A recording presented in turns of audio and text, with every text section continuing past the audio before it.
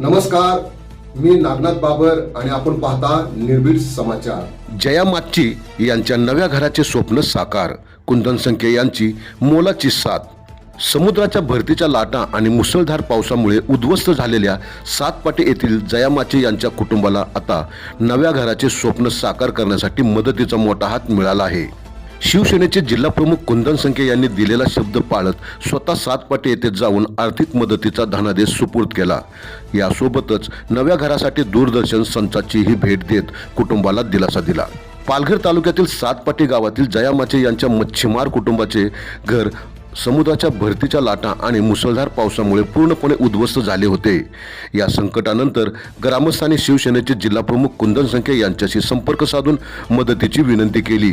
त्यावेळी कुंदन संके यांनी तातडीने सर्वतोपरी मदत करण्याचे आश्वासन दिले होते। दिलेला शब्द पाळत कुंदन संके यांनी जया माची यांच्या कुटुंबाला घर बांधण्यासाठी 57,000ची आर्थिक मदत केली। तसेच नव्या घरासाठी टीव्हीची भेट देत कुटुंबाच्या नव्या आयुष्याला शुभेच्छा दिल्या। सामाजिक बांधिलकी जपत गरजूंच्या मदतीला धावून जाण्याची आपली परंपरा त्याने यावेळी कायम ठेवली। यावेळी शिवसेनेच्या उपनेत्या ज्योती मेहर, सातपाटीचे माजी सरपंच अरविंद पाटील, शाखा प्रमुख हिलेश चौधरी यांच्यासह शेकडो ग्रामस्थ उपस्थित होते। पहा यावेळी जिल्हा प्रमुख कुंदन संके काय म्हणाले।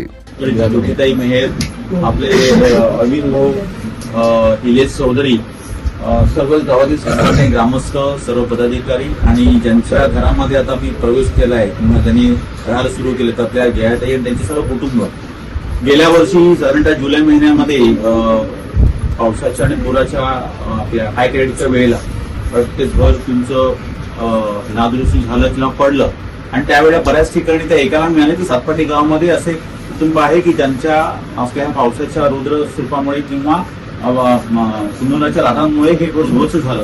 आणि अशा वेळेला जो कार्यकर्ता कुठलाही असतो तो कार्यकर्ता आपल्याला वाटतं की त्यांना आपण कुठे मदतीचा हात दिला पाहिजे।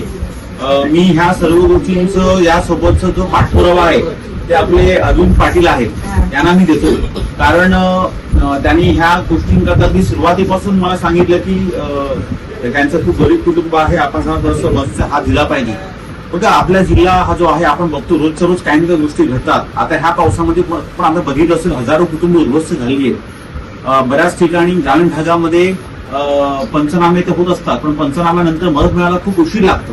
अशा वेळेला एखादं दातृत्व थोडंफार असावं लागतं, ते त्याच्यामध्ये जर आपण हातभार लावू शकलो तर आपल्यालाही तुमचं पुण्यकर्म आपल्या हातून घडल्याचा हे होतं। आज ज्योतिताई इकडे आहेत, आमचं लिंबू आहे, अरविंद पाटील आहे, सर्व आमचे उपस्थित प्रमुख ग्रामस्थ सर्व आहेत।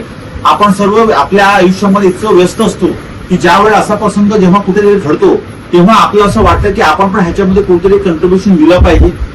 पैसा माणसाकडे किती आहे ह्याच्यापेक्षा आपलं दातृत्व किती मोठं आहे ह्याला महत्व आहे। आज जेव्हा त्या पाया बांधण्याकरता दगड हव्या होत्या तेव्हा आपण ते दगड पाठवलेले आणि नंतर मग ह्या गोष्टी करत गेलो। आणि आपल्या शिंदे साहेबांनी नेहमी एक वाक्य आम्हाला सांगितलेलं आहे की तुम्ही संकटाच्या काळामध्ये नेहमी लोकांच्या उपयोगामध्ये आलं पाहिजे।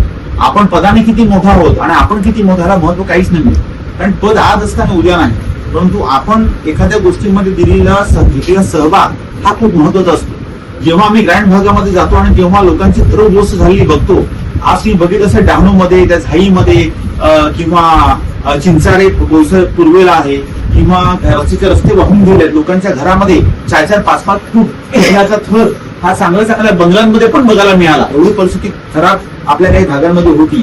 तुम्ही बघितलं असेल की या झालेल्या पावसांमध्ये केळवा आणि आपल्या झांझोळी भागामध्ये लोकांना आपल्या घरामध्ये जेव्हा मृत्यू एखादा झाला तेव्हा ते पत्रावर ठेवावं लागलं, एवढं पावसाचं रौद्र स्वरूप होतं।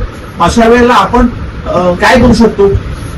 आपण त्यांना काहीतरी मदतीचा हात देऊ शकतो, त्यांच्या कुटुंबाकरता काहीतरी मदत करू शकतो, कारण पालघर जिल्हा जेव्हा खूप मोठा होत चाललाय तेव्हा एकमेकांना सहाय्य केलं पाहिजे। बाकी राजकारण, पक्ष ह्या सगळ्या गोष्टी त्या वेळेला महत्वाच्या आहेत, पण ते सोडलं की आपण लोकांच्या मदतीला धावलं पाहिजे।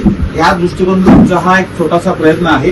तुम्हाला यापुढे आणि मी नेहमी सांगतो की मी 3 वर्ष या गावात राहणार, मी स्वतःला ग्रामस्थ समजतो, कारण मी ह्या गल्लीबोळ्यामध्ये सायकल फिरवली आहे आणि मी आपल्या हुतात्मा चौकामध्ये जाऊन बराच वेळ घालवलेला आहे। क्रिकेटच्या बाजूला जे मैदान आहे तिथे क्रिकेट खेळलो आहे। त्यामुळे मलाही वाटतं की आपली जी गाव आहेत आजूबाजूची गाव, तर माझंही गाव कुंभवले आहे, म्हणजे आपल्याच या गटामधलं एक गाव आहे आणि आपण ही बंदरपट्टीले सगळे लोक आहोत. म्हणजे माझ्या वडिलांकडे जेव्हा इथलं आहे, आईची कौटुंब होती, तर आपण सर्व एकाच भागातले सगळे मंडळी आहोत. या जिल्ह्यामध्ये जेव्हा अशी आपत्ती कोणावर कोसळते तेव्हा आपल्यालाही वाटतं की आपण तिथे हजर असलं पाहिजे. तर आज तुम्ही खूप चांगलं घर मानलं, खूप बरं वाटलं आणि एक निगेटिव्ह पॉझिटिव्ह एनर्जी मला जाणवली घरामध्ये. म्हणजे मी नेहमी घरामध्ये गेल्यानंतर मला ताबडतोब असं वाईट देतात, थोडीशी पॉझिटिव्ह एनर्जी आपल्या घरामध्ये जाणवली. ज्याने घर बनवलंय त्याने पण खूप चांगलं घर बनवलंय. आपल्या गावातील पालकर यांनी कधी घर बनवलंय. तुम्हाला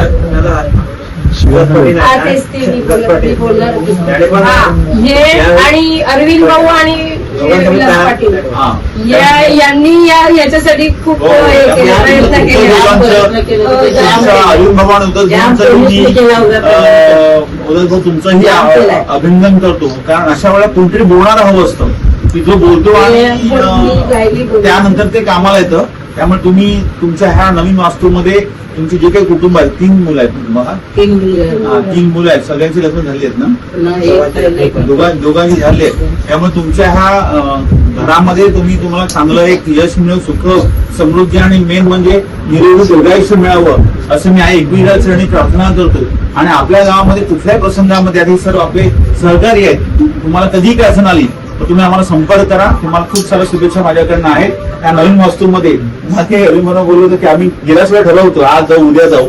तर या नवीन वास्तूमध्ये तुम्हाला खूप साऱ्या शुभेच्छा. तुम्हाला कुठल्याही प्रसंगामध्ये आमची अडचण कधी भाटली, आमची गरज भाटली तर आम्ही तुमच्या आता नेहमी इथे तत्पर असू. तुम्हाला खूप साऱ्या शुभेच्छा. धन्यवाद. आपण पाहत राहा निर्भीड समाचार.